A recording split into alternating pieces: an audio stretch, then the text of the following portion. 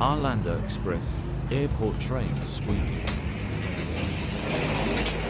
Ano ngayon, sa sakit ng likod mo dito sa abroad, hindi na dahil sa liit ng sahod sa Pinas. Baka kaya naman sa sobrang busy mo sa trabaho, hindi mo namamalayan na unti-unti mo na palang na-achieve yung mga dating minamanifest mo lang. Encourage mo nga ibang kabayan dyan sa comment section. Pag yan talaga umuwi sa Pinas, sobrang daming Pinoy pa naman ang nangangarap kung nasan ka ngayon. Kaya let's look at the positive things lang palagi. Wala namang problema kung nalulungkot ka, pero dapat meron tayong grateful heart palagi sa kabila ng mga struggles natin dito sa ibang bansa. Normal lang yan, ano ka ba? Tamo diba? Ngayon naka-iPhone ka na, hindi na basag ang screen ng Android mo, hindi na rin pansit kanto ng hapunan mo, imported na Indomie, inuutakan ka na rin ngayon kasi diba mapera ka na. Kaya nakakatuwa every time na sesendan mo yung mga kaibigan mo na gipit. Alam mo yun, habang binubuksan mo yung tap send application sa cellphone mo, ine-enter mo pa lang yung GCash number nila. Sobrang saya mo na kasi finally ikaw lang tumutulong ngayon. Laking tuwa pa niyan, damo. Pag nilagay mo yung promo code na Pinoy, madadagdagan pa ng 390 pesos yung ipapadala mo. Mabilis na, high exchange rates, may bonus pa na 300